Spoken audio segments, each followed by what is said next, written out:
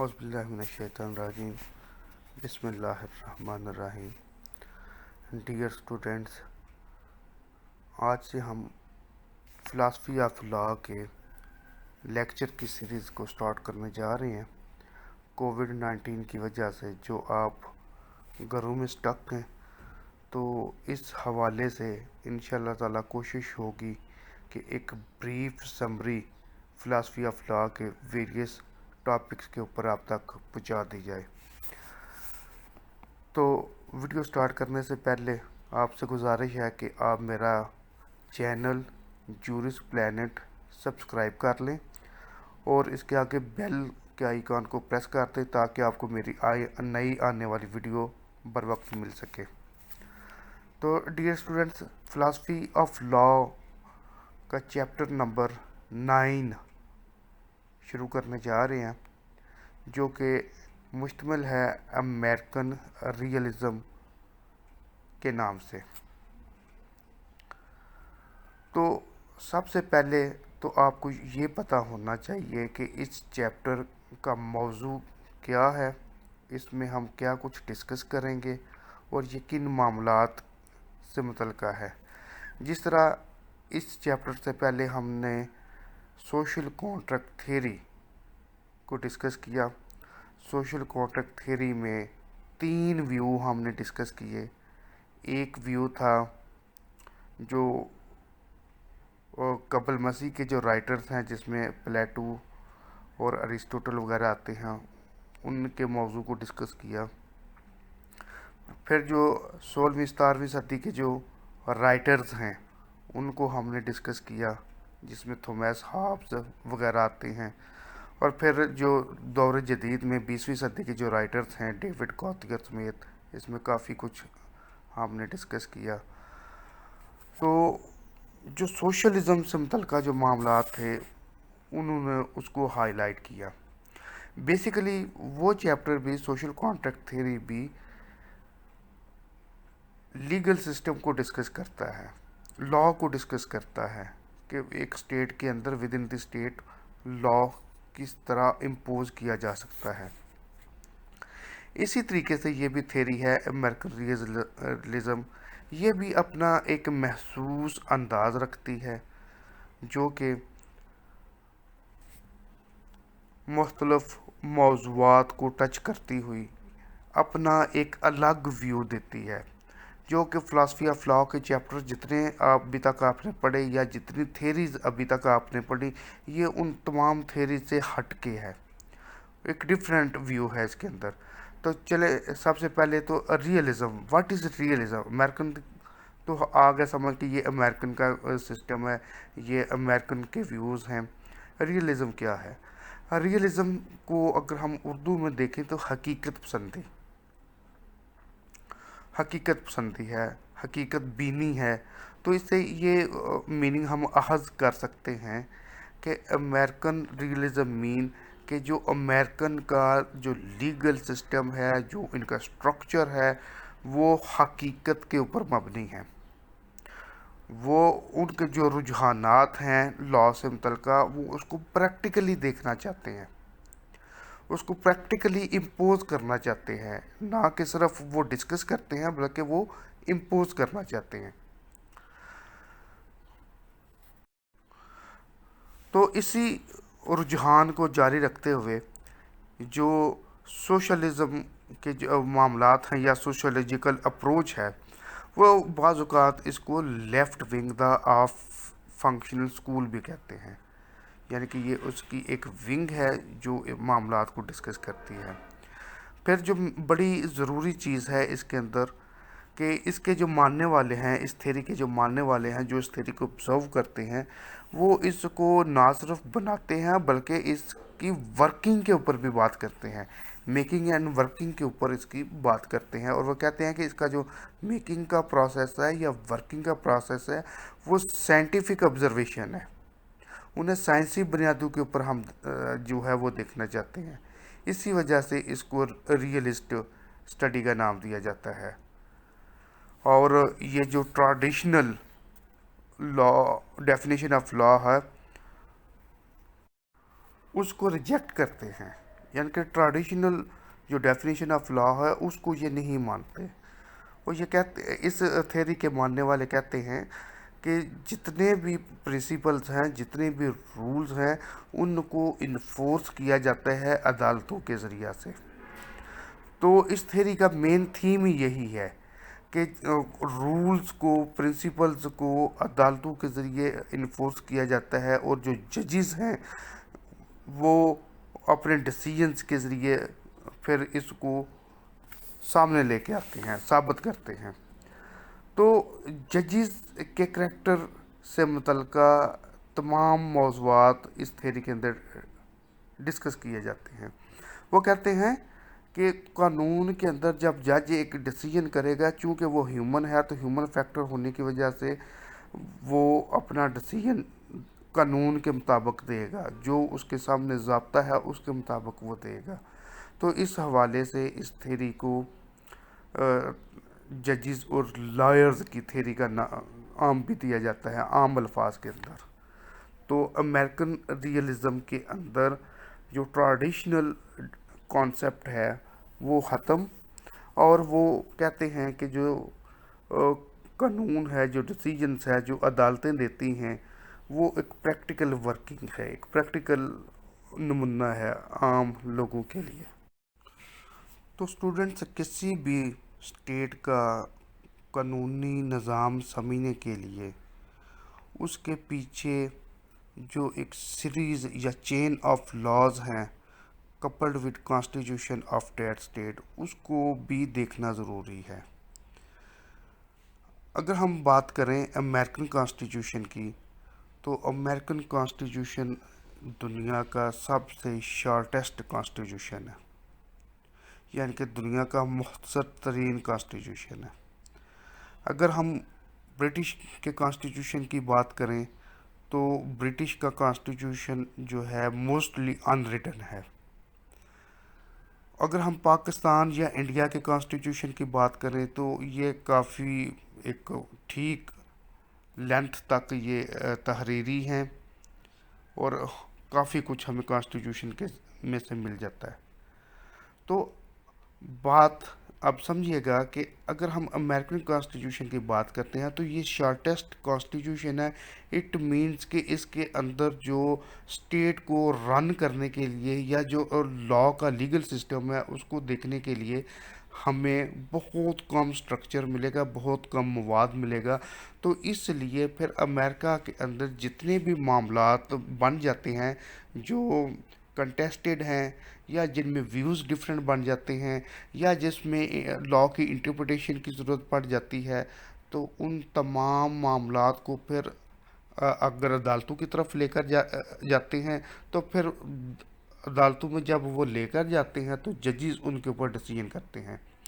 جب ان کو ججز ان کے اوپر ڈیسیجن کرتے ہیں تو پھر وہ ویلڈ ڈیسیجنز ہوتے ہیں، کیونکہ یہ زیادہ تر معاملات تو ان کی اپر کورٹ سے ہی ڈیل کرتی ہیں اسٹیٹ کے جو معاملات ہیں. تو اس لحاظ سے امریکن ریئلزم جو تھیوری ہے وہ اس چیز کو مانتے ہیں کہ یہ ججز میڈ لا ہے، ججز میڈ لا ہے. جو جج نے ڈیسیجن دیا وہی لا ہے، کیونکہ ان کو بیسک قوانین جو ہیں وہ کانسٹیٹیوشن میں بہت کم ملتے ہیں. دیگر قوانین تو ملتے ہی ہوں گے لیکن بیسک قوانین ان کو کم ملتے ہیں. جب ان کو کم ملتے ہیں تو پھر مختلف قسم کے معاملات کو جب انڈر دی کورٹ لایا جاتا ہے تو پھر جب جو ان کے اوپر جو ڈیسیجن کرتے ہیں تو اسی کو وہ پھر اس ایک چیز کا نام دیتے ہیں. The term law is what جج ڈیسائیڈ. تو امریکن ریئلزم والے اس چیز کے اوپر بلیو کرتے ہیں. وہ اپنے ریئلزم کے سسٹم کو ڈسکس کرتے ہوئے ایک اور بات بھی کہتے ہیں کہ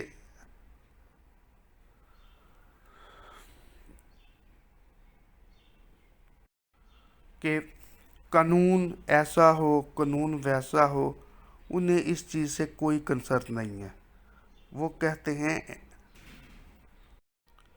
ایک سینٹینس ہے، irrespectable regards law as it is, and not as it ought to be.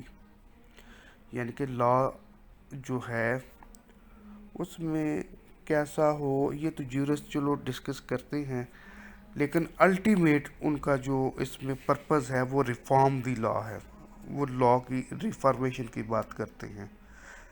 پھر وہ یہ بھی کہتے ہیں کہ لا جو ہے وہ پروڈکٹ آف مینی فیکٹرز ہے، یعنی کہ بہت سارے عوامل مل کر کسی کو قانون کی شکل دیتے ہیں، اور اس کا ڈائریکٹ امپیکٹ سوسائٹی کے اوپر ہوتا ہے، اور سوسائٹی کے اوپر ہوتا ہے. لہٰذا سوسائٹی کے جو میٹرز ہیں، معاملات ہیں، وہ جب under the law court of law میں آ جاتے ہیں تو پھر کورٹ آف لا کے اندر جو جج ڈیسائیڈ کرتے وہی قانون کہلاتا ہے.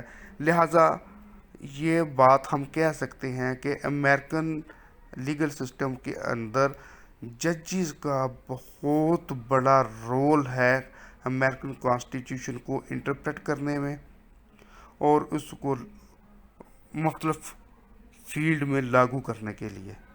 تو وہاں کی کمیونٹی کو پھر ججز کی طرف دیکھنا پڑتا ہے اس کی انٹرپریٹیشن کے حوالے سے، چونکہ یہ آل اوور دی ورلڈ یہ ایک پرنسپل ہے کہ جو انٹرپریٹیشن آف لا ہے وہ تو جوڈیشری کرتی ہے، ججز کرتے ہیں، اور قوانین جو بنائے جاتے ہیں وہ پارلیمنٹ بناتی ہے.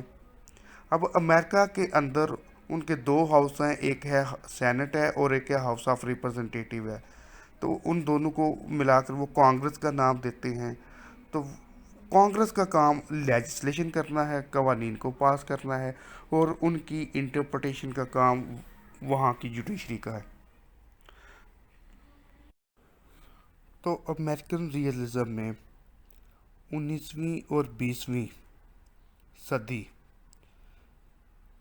سے متعلقہ لارڈ لائڈ وہ کہتا ہے جی نمبر ون تو یہ ایک ریوولٹ ہے اگینسٹ فارمالزم، یعنی کہ امریکن ریئلزم جو ہے وہ ایک بغاوت ہے فارمالزم کہتے ہیں رسم عقیدہ روایت کو، جو اولڈ سسٹم ہے اس کو آپ کہہ سکتے ہیں کہ اس کے خلاف یہ ایک بغاوت ہے امریکن ریئلزم کی صورت میں. اور مزید لارڈ لائڈ یہ کہتا ہے کہ جو 19ویں اور 20ویں صدی میں اس وقت کے جو عقیدے تھے اس میں سب سے ڈومیننٹ ترین یہ عقیدہ تھا وہ عقیدہ تھا رول آف لا کا، ججز کے احترام کا، فلسفے کا اور سوشل سائنسز کا. تو وہ اس کو ترجیح دیتے ہیں امریکن سسٹم میں، اس کے اندر ترجیح دی جاتی ہے امریکن ریئلزم کو اور اس کے جو کانسیپٹ کو. اس کو مزید ڈسکس کرتا ہے اور بڑے اچھے انداز سے ڈسکس کرتا ہے ڈاکٹر فرائیڈ مین. وہ کہتا ہے کہ پوری دنیا کے اندر کوئی ایسا ملک نہیں ہے جس نے لا کی سٹڈی اس انداز میں کی ہو جس طرح امریکہ والوں نے کی ہے. اور وہ اس میں مزید ایڈ کرتا ہے کہ امریکن نے جو کام کیا قانون کے اوپر، اور اس میں جو سب سے بڑا رول ہے وہ ججز کا ہے، وہ ان کے جوڈیشل سسٹم اور اس کی آرگنائزیشن کا سب سے زیادہ رول ہے. وہ ان کے سیاسی اور سماجی معاملات کو جس طریقے سے سپریم کورٹ آف امریکہ نے ڈیل کیا ہے اور جس طریقے سے انہوں نے قوانین کی بنیاد رکھی ہے وہ کہتا ہے کمال ہے.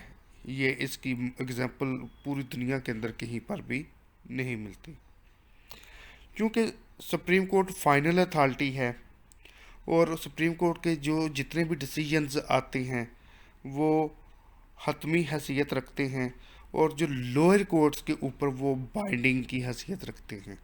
یعنی سپریم کورٹ جو فیصلہ کر دے گی وہ لوئر کورٹس کے اوپر ایپلیکیبل ہوگا.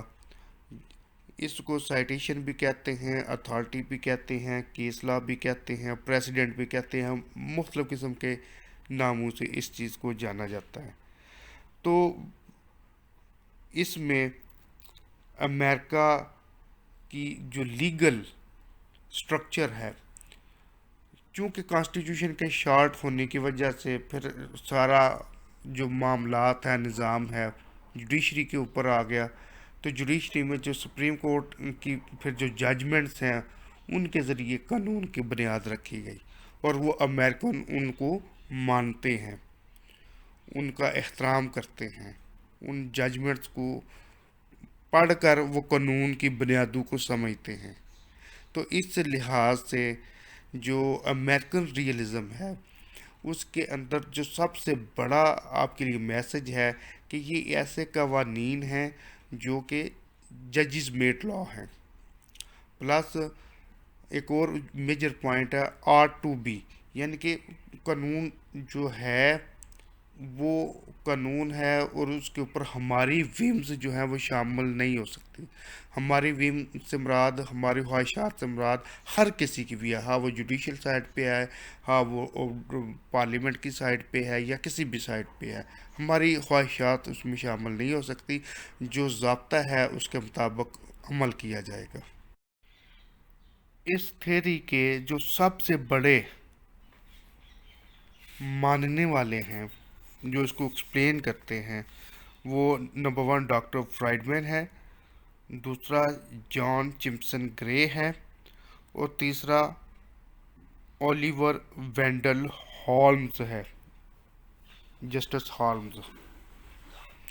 تو یہ سب سے بڑے امریکن ریئلزم کی جو موومنٹ ہے اس کے ایکسپوننٹ ہیں، اور اس کی السٹریشن کہتے ہیں، اور اس کو دیکھتے ہیں اور اس کو ایکسپلین کرتے ہیں، اور اس سے متعلقہ اس تھیری کے اندر اپنا ویوز رکھتے ہیں۔ جیسا کہ ڈاکٹر فرائڈمین کا ویو آپ نے دیکھا کہ وہ کہتا ہے کہ یہ